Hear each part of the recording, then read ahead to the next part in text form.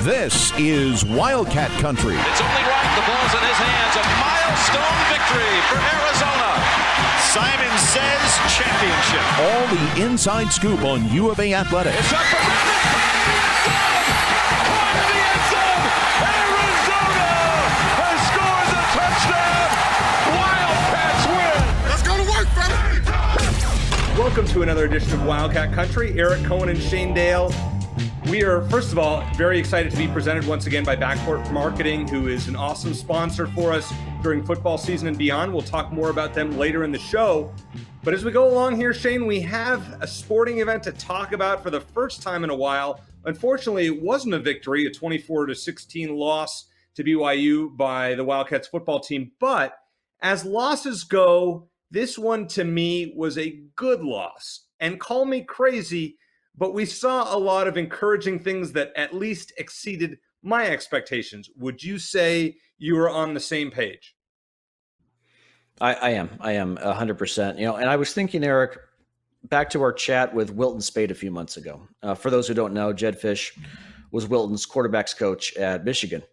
And Wilton Spade told us about a big win that he and Michigan had. I forget against who, but he said he had a big win. And the very next morning, Jed Fish had Wilton back in his office because he had like another 20 plays that he had already drawn up for the next game.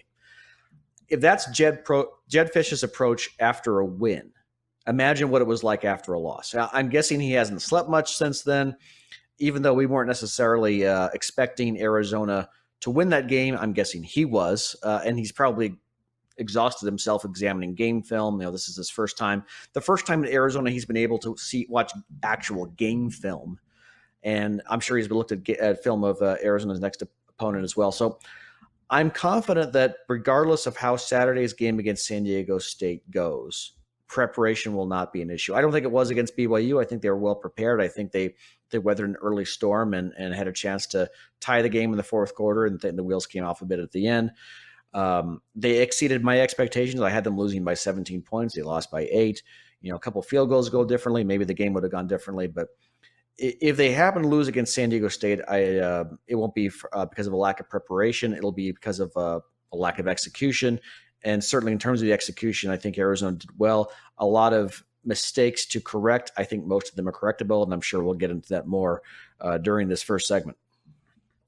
Well, speaking of predictions, and we will make ours along with other college football games in the last segment of the show. Last week, I predicted an Arizona loss by 7. They lost by 8, and I said that, I was hoping it would be a close game going into the fourth quarter, and I got that right. So I was 2 for 2, so we'll see what I can come up with this week. We are also going to have Wildcats color commentator Lamont Lovett join us in the second segment to break down the BYU game, preview San Diego State, and just tell us his overall thoughts on the program. I mean, there's not many people who are closer to the program than, obviously, a former player and broadcaster, so very excited to have Lamont on with us once again. But getting back to the BYU game, who are the players that stood out to you where you said, okay, you know what? These are my Wildcat MVPs from Saturday night. Who are a couple guys that stood out as some of your favorites? It may sound simplistic, but I think anyone complaining about Gunnar Cruz's performance against BYU is being ridiculous and unrealistic. Gunnar made 3 bad throws in that game from my count. The last of those 3 was intercepted, and that really killed Arizona's last best chance to rally and win the game. He threw 2 passes in the first quarter that could have been picked off too, but for a kid making his first ever collegiate start, he threw 7 passes in college football until last weekend. Let's not forget. And behind that offensive line, which was shaky at best, especially when BYU discovered, Arizona can't pick up our blitz. I don't know how you can ask much more from the kid. He made some bad decisions, but he made far more good ones in my view. Used a check down often, kept plays alive with his feet, even scrambled for a first down or 2 for a guy who's not known for his ability to run. And I think now that Jed Fish better understands what he has in this team, or really what he doesn't have with this offensive line, I think he'll adjust his game plan accordingly. I was also impressed with Drake Anderson. And Michael Wiley was very good too, but Drake Anderson's a little guy who runs like a much more physical guy. They have so many playmakers in space. You can also mention Stanley Berryhill. Arizona had 8 TFLs and tackles for loss in the game. They had a lot of guys on defense who stepped up. But again, maybe it's a cop-out going with the quarterback, but Gunnar Cruz was my MVP. He recovered from a shaky first quarter, got away with a couple of bad throws, and he was as big a reason as any, if not more so, that Arizona at least had a chance to win that game going into the fourth quarter. No argument about Cruz. I thought, when you look at, and we talked about this on the post-game show, if you guys didn't have a chance to check that out, Shane and Brad Alice from Wildcat Sports Report will be back on Saturday, and hopefully I can chime in at some point on my way back from Tucson. Great breakdown of of the game from Saturday night. Gunnar Cruz, 34 of 45, 336 yards, averaged 7.5 yards per completion, which is per attempt, which all things considered not the worst thing in the world.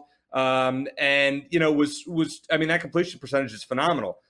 Also, Michael Wiley, you talked about him, Shane, 64 yards rushing, 6 catches, 66 receiving. So a huge weapon out of the backfield.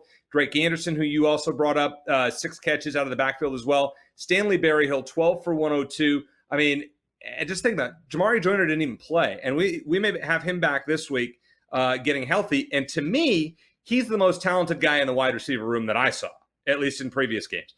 So having Jamari Joyner back, if he's close to 100%, that's just another weapon for Gunnar Cruz, who I agree, Shane, played a lot better than I expected. I wasn't sure what to think about Cruz coming into it. He was fairly accurate, made some good decisions, held on to the ball a little bit long at times, and I think we can all agree with that. And the throw in the fourth quarter was egregious, but you're going to make those mistakes as a young quarterback. I think Arizona, played pretty well against BYU. And when you look at defensively, they held the Cougars to 24 points. Now, I don't think BYU is that good. Let's be honest here.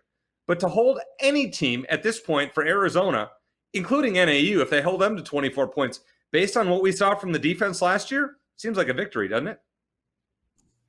Yeah. I agree with you. I think that we have to remember this isn't the same BYU team as it was last year. There's a reason I think they were unranked to start the season. So you have to keep that in mind. Looking forward to San Diego State.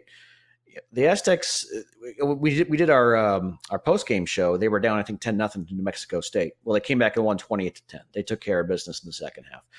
They have 8 starters back on the defensive side of the ball. They were number 7 in the FBS in rushing yards allowed last season. They held New Mexico State's tailbacks to 53 yards on 15 carries last week. They recorded 5 sacks, 10 tackles for loss. Cameron Thomas, all Mountain West defensive lineman last year, had 3.5 TFLs on his own.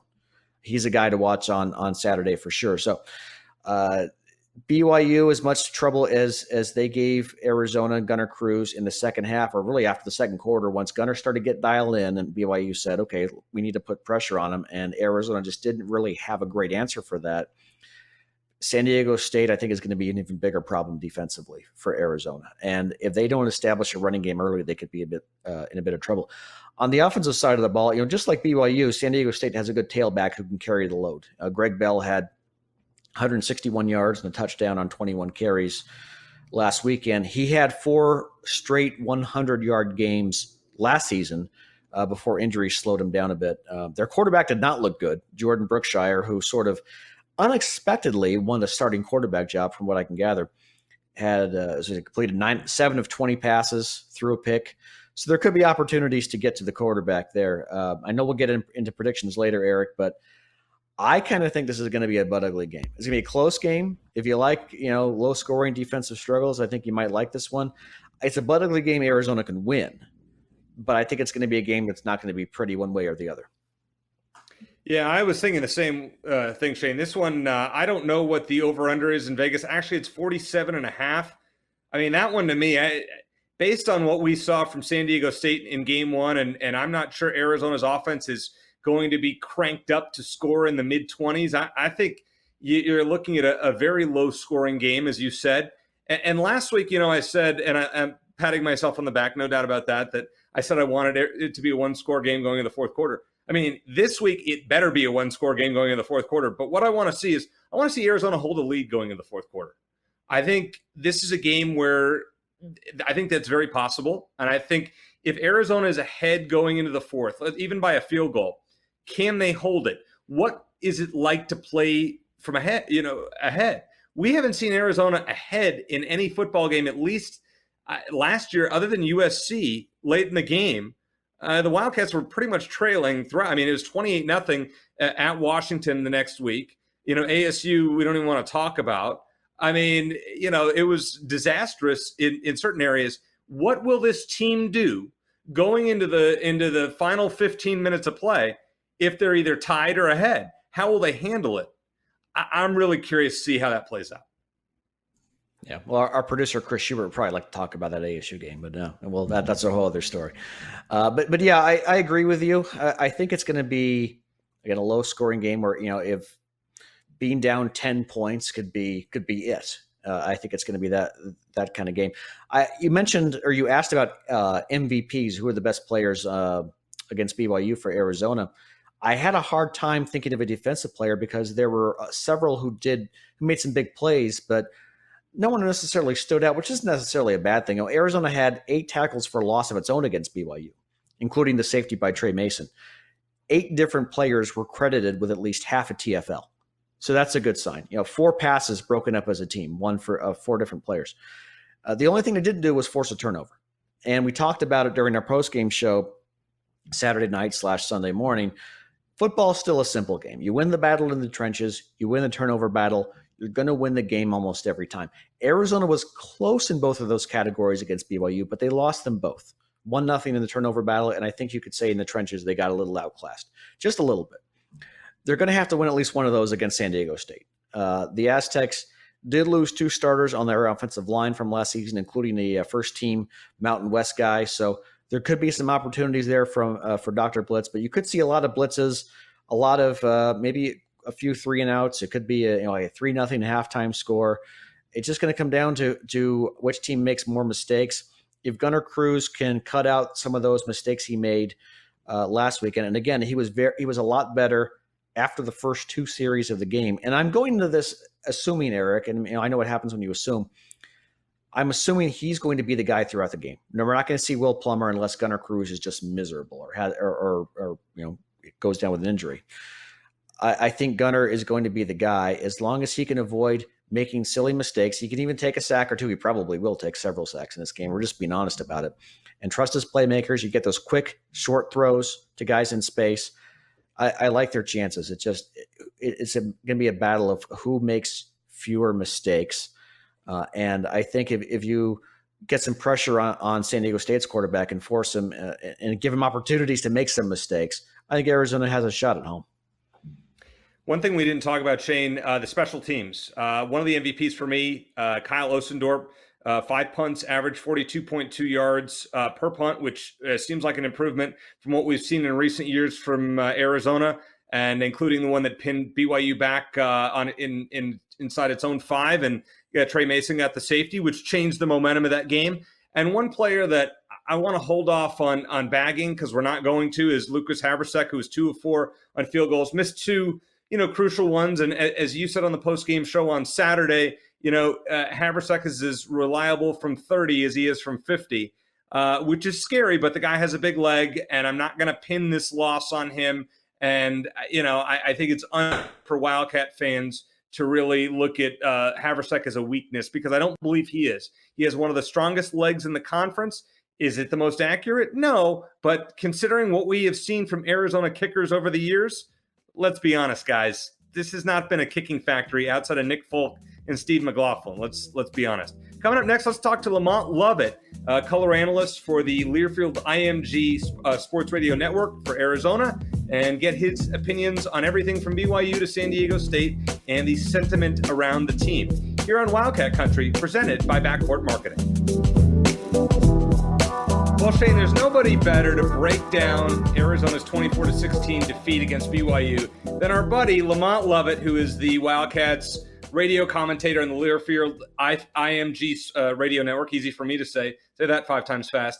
Lamont, glad to have you on once again. 24-16, as we said, Arizona went down in defeat to BYU, but I thought they played a lot better than I expected. Did they exceed your expectations? Did they fall short? Or about what you thought they would be on the field? I mean, I felt going into the game that they were going to be, it was going to be a better product because I'd seen them in practice and I knew what I was looking at. I knew that, I liked the systems they were running. I liked, the way they were practicing. I liked the physicality of the team. I liked the new blood that was added to the mix. So, I mean, I knew the product was going to look good.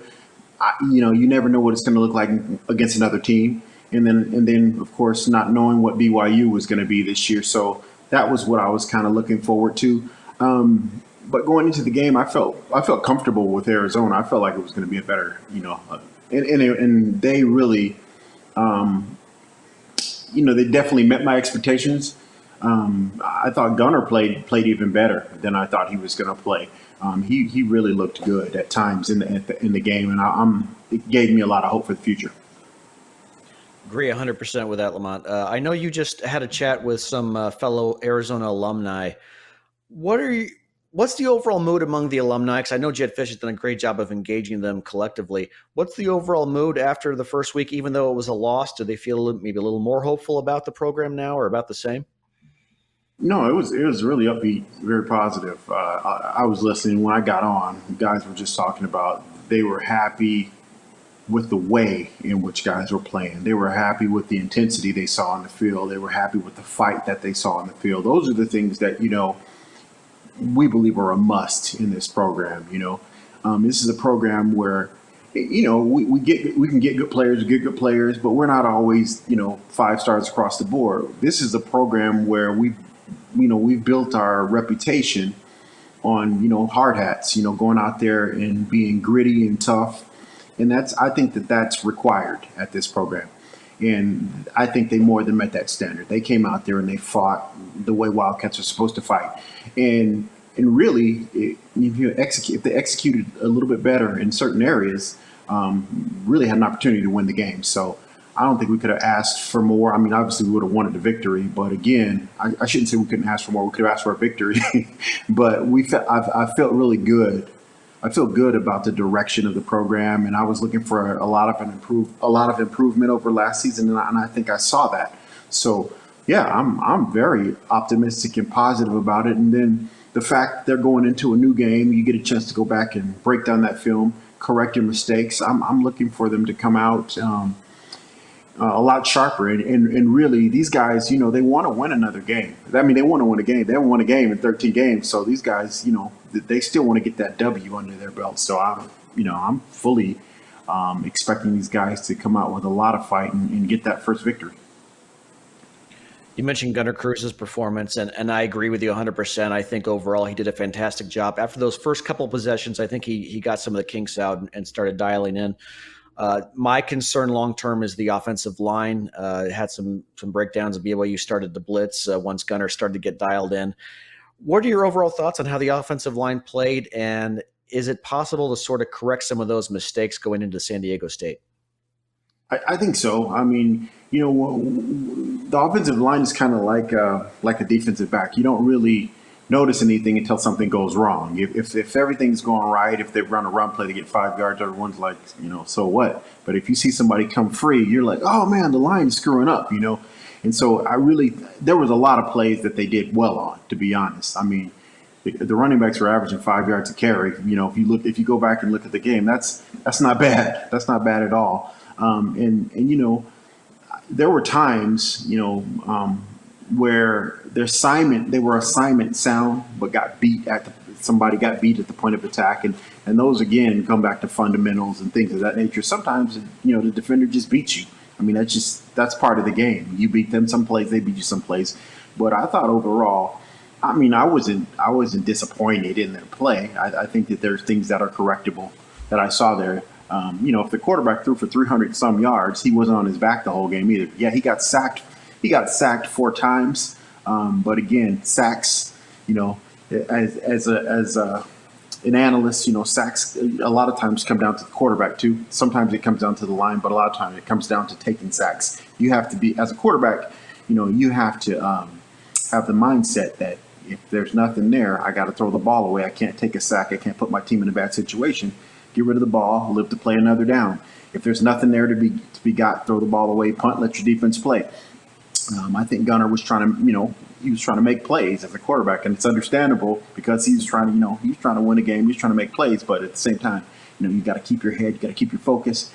If nothing's there, throw the ball away. You can't take sacks, and he understands that, and that's what I look forward to him, correcting in this game, because let me tell you, this team is going to come with a lot more pressure than BYU did, and they dial up a lot of blitzes where they bring more guys than you have blocking. So if you're not dialed in and you don't know where your hot routes are before every play, and you may get hit in the blind side. So this is really going to be a game where I look to see, what types of things the coaches put in place to attack them back, and what type of, what are going to be your answers to all the blitzing that they're going to do, because they're going to blitz a lot, I guarantee you.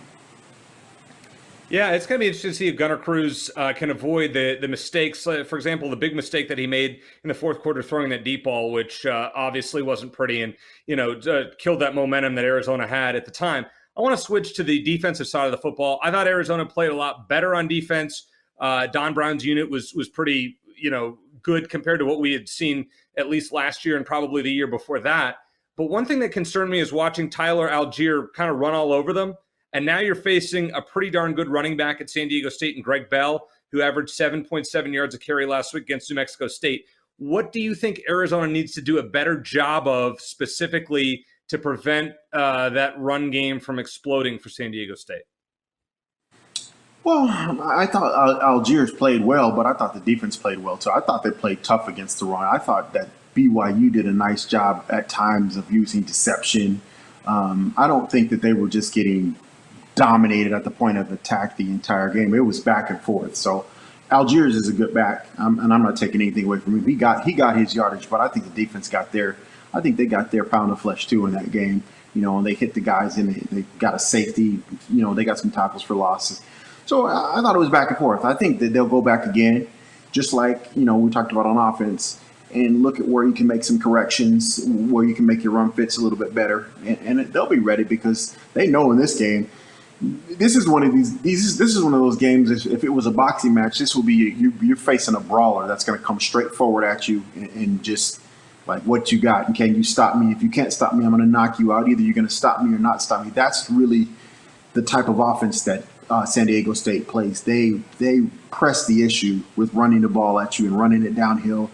They're built like they got a real big offensive line and they got shifty backs, and that's where they hang their hat on the run game, and either you can stop it or you can't. That's the way it's going to be when you play them. And if you're not prepared for a fist fight, you're going to get ran over. Yeah, but this team, I'm confident, and with Don Brown running the defense, I'm confident that it's going to be a fist fight, and I'm actually excited to see how they stand up. If you were Don Brown and you saw that Jordan Brookshire, who was San Diego State's quarterback, was 7 of 20 for 115 yards and an interception last week against New Mexico State, you saw that. Aren't you just saying we're going to put all 11 guys in the box and make and have go one-on-one, or have your receivers go one-on-one, no safety help. We're going to stop the run and make this quarterback beat us. Isn't that the right strategy going into this week? Well, if you think about the way we play defense anyway, it's a lot. They play man-to-man coverage on the outside, and they basically, put pressure on you because you don't know where the blitzes are going to come from, and they play closer to the line of scrimmage. So, yeah, it's going to be that type of a game. I mean, that's the way it's going to be. And you've already heard Don Brown talking about it already in the interview, that he knows that this is what they want to do. Because, I've watched all their games, and that's what they want to do. It's the reason why their running backs have as many yards as they have always, because they hang their hat on that. And then everything else comes off the run game. And you can see the quarterback wasn't very efficient. So if you stuff the run game, pretty much, you got a good chance to beat San Diego State. So, Lamont, this will be Arizona's first home game with fans since 2019. I know, they're coming off 13 straight losses, but Jedd Fisch has been pushing and pushing and pushing fan support. He sent out a tweet in all caps earlier on Tuesday, just saying, if we get 5% of Tucson to come out, we'll have the stands packed. What are your expectations for the fan support at this game? Do you have an idea of how full the stands are going to be? I have no idea. My guess is going to be as good as yours. I feel that there's a little more buzz. Everybody that I talk to, I always kind of, when I talk to people, I know a lot of people that are boosters and alumni and things of that nature. And I come across them quite often, and they're all kind of buzzing a little bit. So that gives me, more confidence, and I feel a lot better, and I'm more encouraged that, and if they can, the guys, they gave them a product that they can be proud of. I think last week it wasn't perfect, but they're showing them that they're ready to come out here and play, and so the fans have to understand that they're a big part to that. If you can give these guys more energy at home, and create a tough, home environment, because that's what we built our reputation on. That's what the tradition is at Arizona, having a great home field advantage. And so if you want to bring that back, that's all about the fans. And Jed understands that, and that's what he's pushing, and he's trying to, let these guys know you guys have as much impact on the game as the team itself. There's nothing worse than going out there and seeing an empty stadium and fans that are not engaged in the game. You want, that little bit more energy, like when it's a 3rd and short, or just like when they were on the goal line right there. And, it was on, they pinned BYU on the goal line. That's where you want the fans to be going berserk. And you want those guys to give that. It's like you're giving the defense an extra push to go get that safety. And that's energy for the team. And it's all about energy, excitement, and focus. And so I'm looking forward to it. Hopefully the fans are feeling the same way and understanding that they play a huge role. And this is their program. This is not just, Arizona football. This is Tucson's program. So, what you guys make of it. If you go out there and support these guys, get behind them, don't be surprised when you start seeing some victories come. Last question for you, Lamont. We appreciate you joining us for the second time here on Wildcat Country, and hopefully not the last. Yeah. You only have 1 week of Pac-12 football to evaluate to this point, but after reviewing what happened throughout the league, Washington with a surprising loss, UCLA with a big win, and a lot of other ups and downs, you're looking forward ahead to Arizona's schedule? Are you thinking, okay, well, maybe this is now a win, whereas maybe I thought it was a loss before, or vice versa? Or how do you look at it going forward? Well, I definitely, with the way Arizona played, I think going into every game, there's hope. I don't think that there's not a team where I just circle a schedule where I'm like, you know what, we don't have a chance. Now, UCLA looked pretty freaking dominant. I'm not going to lie. They looked the part. I mean, on defense, on offense, and Chip Kelly, really knows how to run offense. So that's going to be a battle. But we get them at home. So, again, that's all about the fans, and that's all about the energy. And there's a reason why people get upset when they go into, rough environments. It's not just that, you look on paper and say who's the best team, who's going to win. It's about who plays the best on that day, plays with the most energy, who makes the most mistakes. It's a lot of factors that go into it.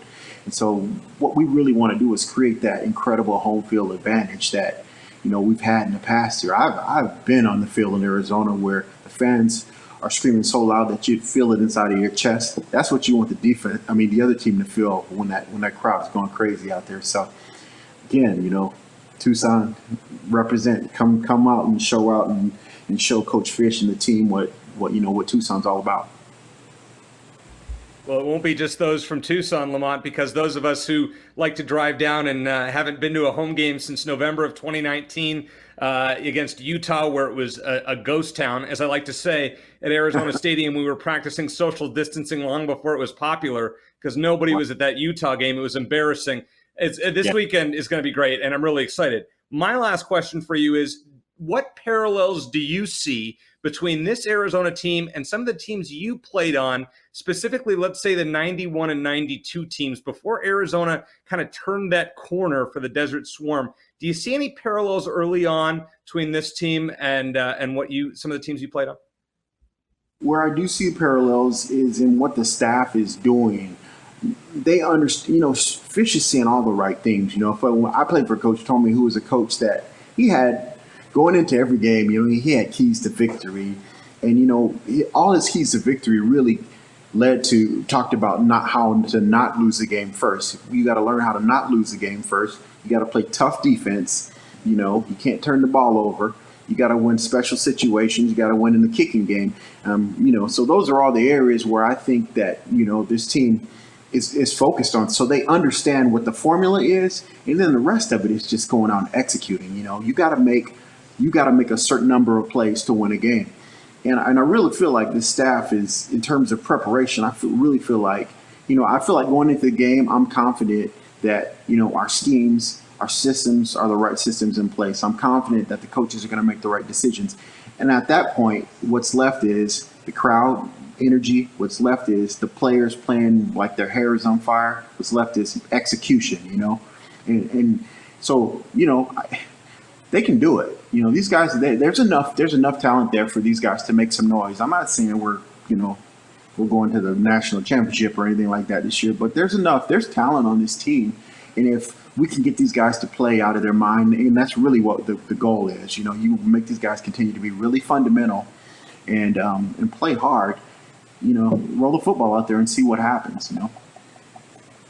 Well, he's one of our favorite guests and one of the best in the business, Lamont Lovett, radio commentator for the Learfield IMG Wildcats Radio Network. I wanted to try that one more time. Thank you for joining us. Once again, we'll be listening, at least I will be listening to your post-game wrap-up on the drive home back up to Scottsdale from Tucson. Thanks again for joining us. We'll talk to you again soon. Appreciate you guys. Take care. As a business, it's essential to have a social media presence, whether you like it or not. But let's be honest, who has time to manage that? If you're going to have business social media accounts, you might as well do them right. Backcourt Marketing helps businesses actually reach their target audience online and build a stunning brand that stands out above competitors. They are the perfect team of brand advocates, creative writers, and designers who will support your business online. They work great with marketing managers, business owners, and sales leaders who are looking to increase quality leads. Best of all, Backcourt Marketing was founded by a University of Arizona alum. Start getting your business noticed and call 480-744-6173, 480-744-6173, or email team, TEAM, at backcourtmarketing.com. And if you know a business that's not doing social media right, refer them to Backcourt Marketing and get rewarded. Backcourt Marketing is the marketing agency for those who love competition. Always glad to have our buddy Lamont Lovett join us, and great insight from him. One thing that you brought up, Shane, during the interview with Lamont was the failure of the Pac-12 conference as a whole. Now, if you look at the Pac-12 North, Oregon was the only team with a win. The other 5 teams lost. And Oregon had to squeak one out against Fresno State. It was an utter disaster. Cal losing to Nevada, Oregon State at Purdue. I guess that makes sense. Stanford getting crushed by Kansas State. Washington with an inexcusable loss to Montana. And then Washington State late on Saturday night, just absolutely choking against Utah State. I mean, the North is a disaster, but UCLA looks to be the real deal. Your thoughts on the Pac-12 after one full week of play? My first thought was very happy for my friend and mentor, Craig Fouey at ABC 15. He used to be a coach at Montana. I'm sure he was thrilled to see his Grizz get the win up at Washington. Just a shocker, though. I mean, I don't have any explanation for that. I wish I went with my gut with the Washington State game, because you were say, oh, we don't need to pick that one because we all know Washington State's going to win. I'm like, the Cougars got a track record of laying an egg, especially early in the season like that. So I wish I'd gone with that. We do have to issue a full apology to our guy Yogi Roth, because we were both like, UCLA is going to win the South. They're a contender for the South. You're crazy. And then they went off and not only beat LSU, but beat them pretty soundly. So it's kind of a crazy. It's weird that we had a big win. The conference as a whole had a big win over a top SEC team, and yet it was still a major disappointment overall for the weekend. That tells you just how bad it was in the North. And down south, obviously Arizona fell short. ASU, you wonder if they had played a better opponent, if they might have given a game away, because they took care of business like they were supposed to, but they had a lot of penalties, a lot of mistakes. So a lot of opportunities for the Pac-12 for sure. And I'm not changing my overall record prediction for Arizona yet. I haven't seen enough. I'm still going with 3 with an option for a 4th maybe in terms of a win total, but you just never know, do you? And I think that it's a lot more wide open now after just 1 week that it certainly looked like it was a week ago? Well, in week one, I went 7-5. You went 5-7. It was one of those unpredictable weeks. I had Nevada was one of my upsets that I hit on, as well as Iowa over Indiana, which was a favorite. So I gained those two on you. We will see what will happen with this 10-pack of games. And only I'd say about 4 of them that could go either way as far as I'm concerned. Let's start off with a few Pac-12 teams taking on teams in the Big 12. Texas A&M at Colorado and Cal at TCU. I'm going to assume, Shane, that we're going to agree on this, that the Pac-12 teams are both going to get blown out in these games. I don't know about blowouts, but yeah, I'm going to pick against both of them. A&M's quarterback Haynes King threw 3 picks against Kent State of all teams. But like we talked about, I don't buy the Buffs this year, so I'm going to go with the Aggies. And then Cal let me down last week. I picked them against a favorite Nevada team. Shame on me. Not making that mistake again. So, yeah, I think the Horned Frogs take care of business at home against Cal. There are 3 matchups this week with Pac-12 against Mountain West. Arizona, San Diego State is one. We'll talk about that one at the end. The other 2, Hawaii at Oregon State and UNLV, who stinks at ASU. I mean, ASU should be able to name their score, and Oregon State should probably win a high-scoring affair. Are you giving Hawaii at least a chance? I assume not UNLV. Well, we all know Todd Graham's track record in Corvallis, right? That's where his in 2014. That's where his national championship hopes went to die. So enough said about that. I think the Beavers roll. And as far as UNLV and ASU, I remember, Eric, UNLV handing ASU a big upset loss in Tempe back in 2008 when ASU was ranked 15th nationally. I'd love to pick the Rebels again, but they're coming off a loss to Eastern Washington, so I think ASU rolls and goes to 2-0. Yeah, UNLV is terrible. That's Team U of A would be favored by 3 touchdowns over. All right, so we got a 6-pack of games now that all should be interesting. We're going to go one by one. The first is a big one on Fox at 9 a.m. on Saturday. Oregon at Ohio State. Kayvon Thibodeau, at this point, we don't know if he's going to play for Oregon. Buckeyes 2 touchdown favorites. Are you giving the Ducks any chance? Give them a chance, but it's hard to go with the Ducks after that shaky performance against Fresno State at home. I think Oregon's going to be better this weekend. Maybe they're, that temptation to look forward a little bit happened against Fresno State, but I can't go against Ohio State at home. Even though they struggled a bit against Minnesota, I'm going to go with the Buckeyes. I think Oregon keeps it close for 3 quarters, and Ohio State pulls away in the 4th and wins fairly convincingly. This one, Shane, before the year, I would have had a different prediction than I'm given this week. Washington at Michigan. Now, I picked Washington to go to the Rose Bowl and win the Pac-12 as a whole. They have no offense. I mean, they scored 7 points against Montana. And Michigan just lost their best player, wide receiver Ronnie Bell, for the season. But based on what we saw from both teams in week one, a pick in Washington just seems almost impossible right now, doesn't it? Well, you'd think, they were flat out embarrassed last week, and there's no 2 ways around it. And I'm sure that they're going to hear about it all week. I'm sure they already have up in Seattle. I am against my better judgment. I'm going to bet on Washington bouncing back and shocking Michigan and Ann Arbor. And the unrest surrounding Jim Harbaugh will only continue to grow. So it's an unpredictable game. Every matchup has a life of its own. I should know better, but I don't. I'm going to go with Washington to bounce back in a big way. The Holy War in Utah. BYU, who is in between playing Arizona and Arizona State, takes on another Pac-12 rival, their geographical rival, Utah. And as I said, it's called the Holy War. I just don't know what to make of BYU. I wasn't really impressed with what I saw. Utah, I mean, you can't really tell much from their game in week one. I'm going with the Utes to win on the road, but I'm not confident about this pick. Do you think BYU starts 2-0, or is this kind of a sandwich game between the Arizona teams that won't go their way? Not sure how much home field matters in this game. The teams or schools are very close together up in Utah. And as much as I'd like to think, like you alluded to, Eric, Arizona did a great job holding its own against a very good BYU team. I'm not convinced BYU is that good this year. I think the Utes go on the road and take care of business, and I'm probably a little more confident about that than you are. All right. The first Pac-12 game of the year is Stanford at USC. And before the season, we look at that and say, Stanford should be better. USC, is going to be pretty good. Stanford came out and stunk against Kansas State. And now USC is nearly a 3-touchdown favorite at home. I mean, do you think the Cardinal can keep this game close into the second half, or is USC a shoo-in victory?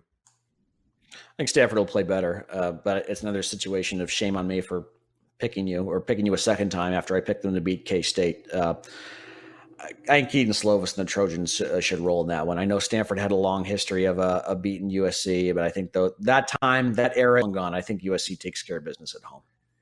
I'm going to say this one's going to be close, Shane. I think Stanford's going to make this a really interesting game. Call me crazy, okay, but I think the Cardinal are going to put a scare into Clay Helton's team. David Shaw is that good of a coach, and we know he knows how to have his teams ready to play in Southern California. Just ask all the UCLA coaches where how he's handled them. Remember, that's how Arizona got to the Pac-12 championship game in 2014, because David Shaw had a team go down to the Rose Bowl and knock off UCLA. So you never know what happens.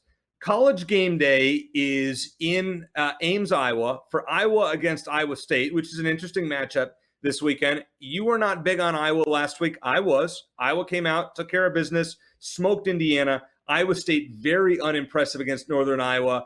Are you going with the Hawkeyes or are you going with the Cyclones? Yeah, rivalry games, as we know, are tough to predict. But the Hawkeyes look great, like you said, against an Indiana team that was at least supposed to be better than they were. You nailed that one. I was way off. Iowa State had a tough time getting past Northern Iowa. I think it was 16-10. So, yeah, I'm going to go with the Hawkeyes on the road. Going with the well, you're going. I'm going not so fast there. I'm taking Iowa State. I think at home, Brock Purdy and his team show up. Probably their biggest home game in a long time. To prove themselves, to stay cemented in the top 10, especially with what we saw with a lot of teams in good. The whole ACC with Clemson and North Carolina and Miami. I mean, there's a lot. There's a chance for obviously the SEC is probably going to get two teams in there. Could the Big 12 get Oklahoma and Iowa State if they both run the table except for playing each other and split that matchup, one in the regular season and one in the Big 12 championship game? I'm going to take Iowa State in this one. All right. Last game, of course, the most important one for us, San Diego State at Arizona. Shane, you and I at the start of the year did not think, at least a few weeks ago, did not think this was that winnable of a game for Arizona.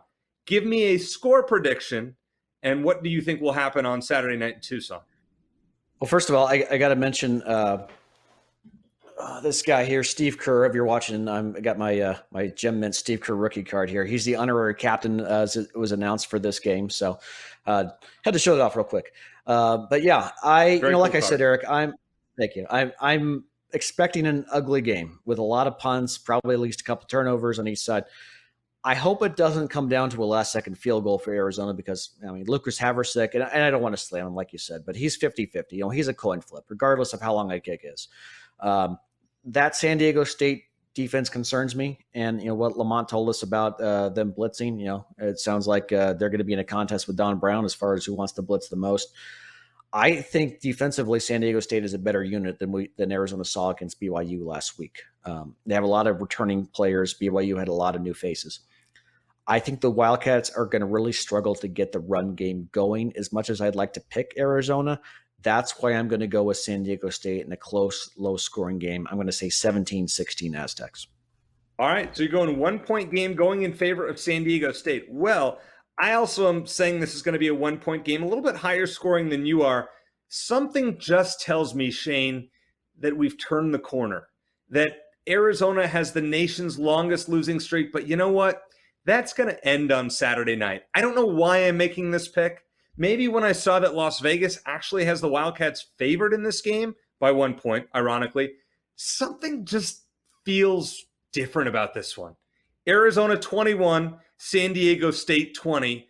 Call me crazy, but the losing streak of 13 ends on September 11th. And if so, we're going to be celebrating next week because Arizona should beat NAU and have a winning record, and we haven't been able to say that for 2 years, and that would be something. But one game at a time. Arizona's going to pull the upset. So you and I disagree on 3 games. You're taking Washington over Michigan. You're taking Iowa over Iowa State. And then, of course, you're taking San Diego State by 1, and I'm taking Arizona by 1. What an exciting weekend of college football. We're just glad it's back. Steve Kerr is going to be in Tucson. The Lute Olson Memorial is going to be Sunday at McHale Center you have a chance to go down there and check that out, that should be really a moving service. So thanks to our friends at All AZ Sports. Great job as always. Always fun being a part of that team. Thank you to our sponsor, Backcourt Marketing. Check them out at backcourtmarketing.com. Thanks to Lamont Lovett for joining us. And, of course, my co-host, Shane Dale. I am Eric Cohen. Bear down, and let's beat San Diego State.